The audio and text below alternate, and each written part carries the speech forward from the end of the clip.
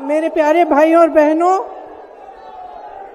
मुझे इंडिया गठबंधन की ओर से इंडिया गठबंधन की 5 सूत्री मांगें पढ़ने के लिए कहा है। इससे पहले कि मैं ये शुरू करूं, मैं एक छोटी सी बात आपके सामने रखना चाहती हूं। देखिए, ये दिल्ली वाले जानते हैं कि ये दिल्ली का सुप्रसिद्ध रामलीला मैदान है। यहाँ बचपन से मैं आ रही हूँ। हर साल दशहरे के दिन यहाँ इसी मैदान में रावण के पुतले का दहन होता है।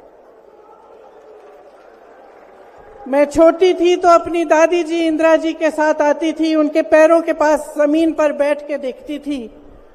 उन्होंने हमारे देश की ये प्राचीन, हजारों वर्ष प्राचीन गाथा जो रामायण है, भगवान राम जी की जीवन गाथा मुझे सुनाई।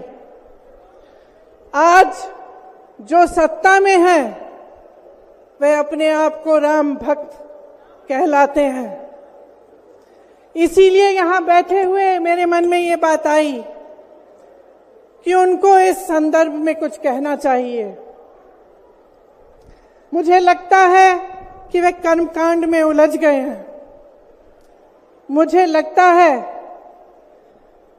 कि वे दिखावे में लिप्त हो चुके हैं।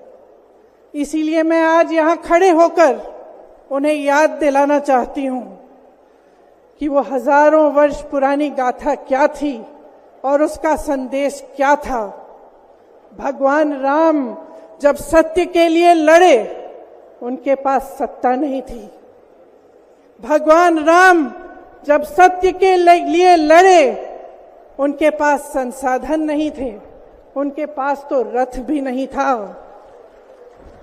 रथ रावण के पास था, संसाधन रावण के पास थे, सेना रावण के पास थी, सोना रावण के पास थी। वो तो सोने की लंका में रहता था।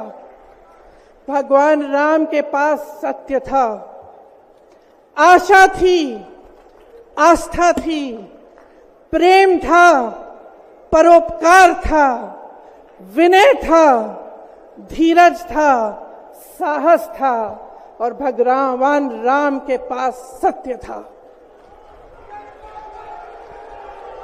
मैं सत्ता में बैठे हुए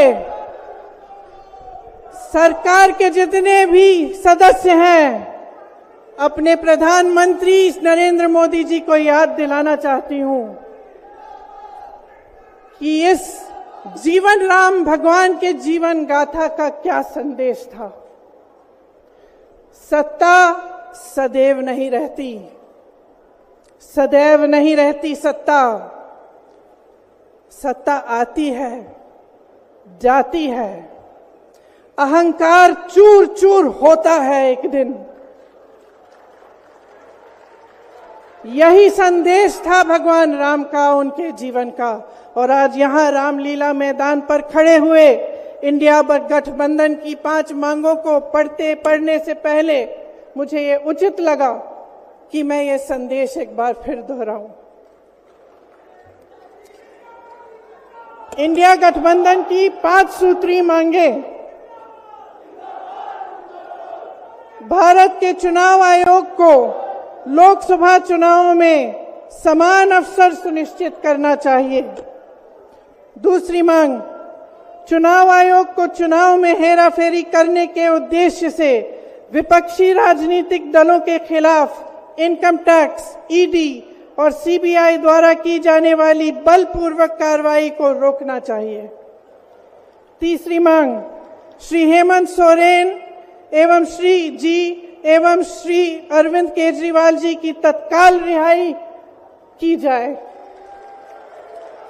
चौथी मांग, चुनाव के दौरान विपक्ष के राजनीतिक दलों का आर्थिक रूप से गला घोटने की जबरन कार्रवाई तुरंत बंद होनी चाहिए।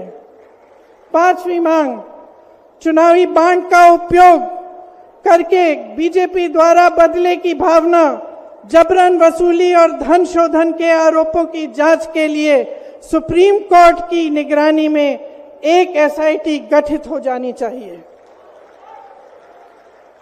बीजेपी शासन द्वारा पैदा की गई अलोकतांत्रिक बाधाओं के बावजूद इंडिया गठबंधन लड़ने, जीतने और हमारे लोकतंत्र को बचाने के लिए दृढ़ और आश्वस्त है।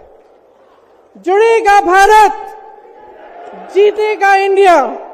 एक बार मेरे साथ कहिए, जुड़ेगा भारत, जुड़ेगा भारत, जुड़ेगा भारत।